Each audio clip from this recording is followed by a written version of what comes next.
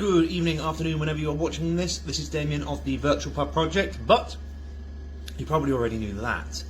Today, I'm going to take a look at quite possibly one of the biggest disasters that's ever happened in this industry.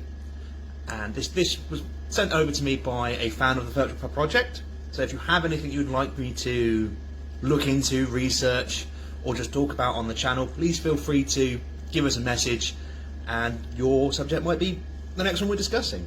So this is the 1814 beer flood. A literal flood of beer. How on earth did that happen? Well, 1814, about 4:30, we're at the Horseshoe Brewery. A very big brewery in a real slum area of London. Now these things use something called fermentation barrels. Now, for those of you who don't know about beer making, one, I will do a video on it later on in Virtual Pub Project, but for today, quick overview. To make beer, you take your hops, your malts, your liquor, stick it in a big vat, boil it for a bit, and then you leave it at temperature and you put it in what's known as a fermentation barrel. And this is where all of the yeast will get to the sugars that are in there and produce the alcohol, which is obviously what you want in your beer. And same thing for things like ciders and wines. That's the basic sort of science behind it. As a result, when you finish, you need to put it into a barrel. Now, if you're doing this at home, you obviously get a small little bucket barrel. But if you're doing it on a slightly more industrial scale, you do it with a much bigger vessel. These ones here from Badger Brewery.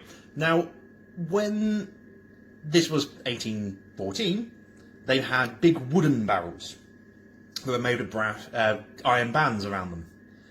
They're basically like your standard sort of barrel that you would expect of the time period, just a lot bigger. These were 22 feet tall. They were huge, vast things. And anyway, at about 4:30, one of these metal bands around the barrel snaps. The entire structural integrity of this barrel, which is under pressure, they do this under pressure at this time period. There's no fancy airlocks to let all that gas, because when you brew, the process of the yeast eating the sugars produces carbon dioxide, and that has to either be released or pressurised in the barrel. And that's what they were doing here. It was all in the barrel being pressurised. And also, if you want to make a fizzy beer, you add a bit more sugar in, leave it in a compressed barrel, and that then creates the fizz that you get in your beer. So they've got these big barrels that are filled with this pressurised beer, and now suddenly one of them is weak.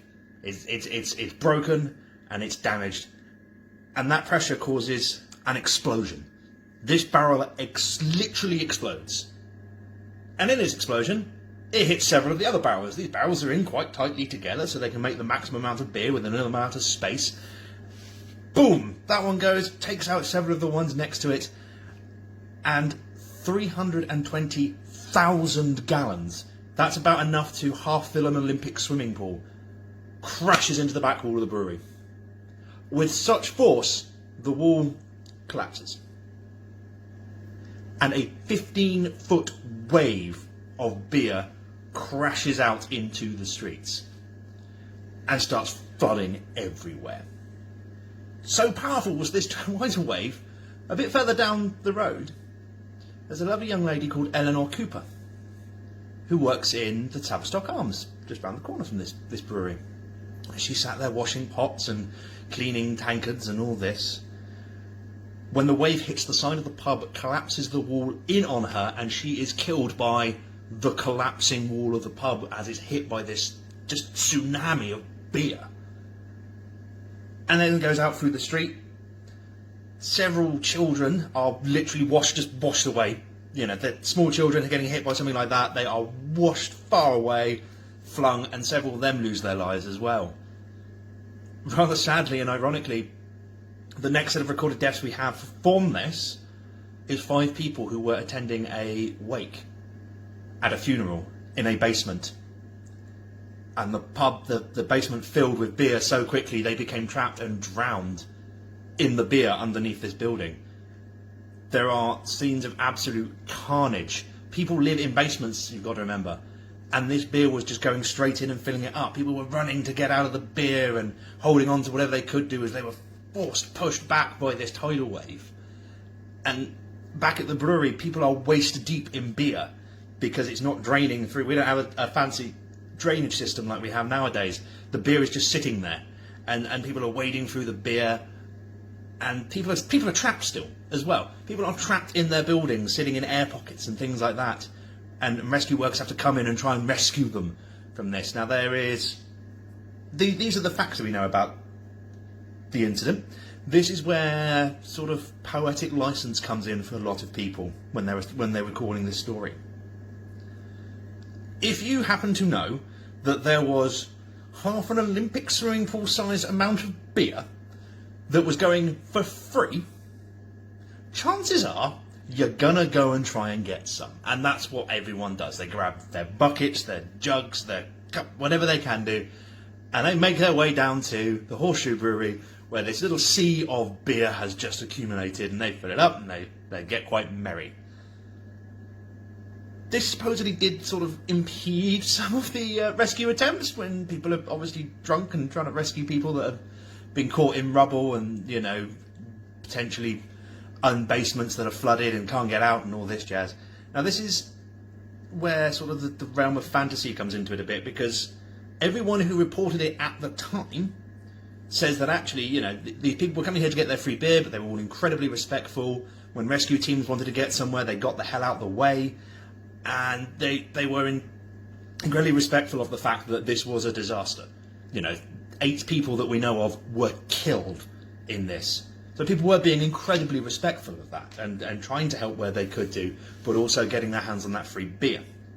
What we see later, 6 months down the line, is a newspaper article where apparently everyone was blind drunk, beating the living crap out of each other, singing, dancing, being horrendously respectful, making jokes at the dead and all this. And this is just believed that, you know, people go to event, are very, very respectful of tragedy, doesn't make a good news article. People horrendously drunk having a fight and doing this makes an exciting news article. And the chances are that is where that flamboyancy came from, is people just going, oh, we need a story. Well, we can make that up. We expect that probably happened and doing all that. But actually there was no evidence that anything like that was happening.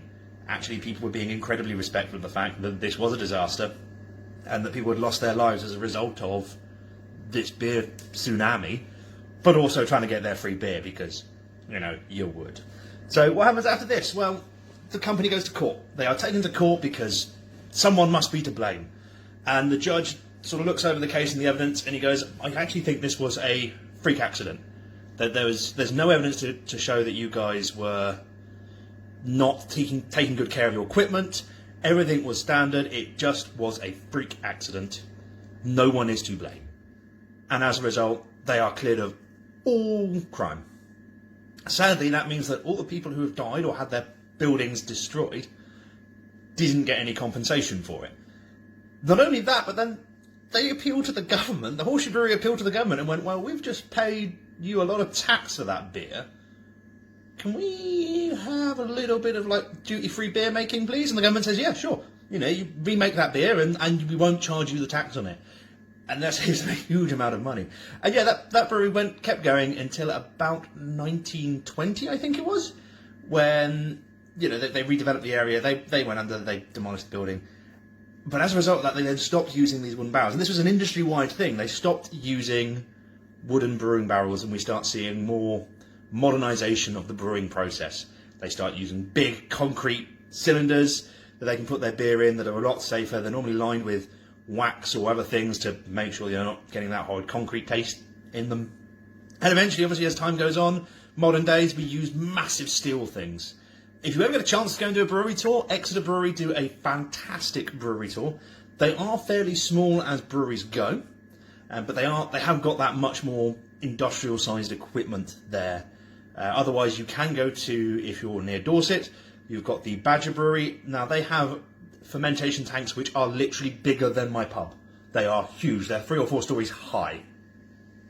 If you want to see it on a super industrial scale, that's sort of where I would recommend you go. If you just want to see the brewing process sort of up close, again, Exeter Brewery, absolutely fantastic tour. I really can't advertise them enough.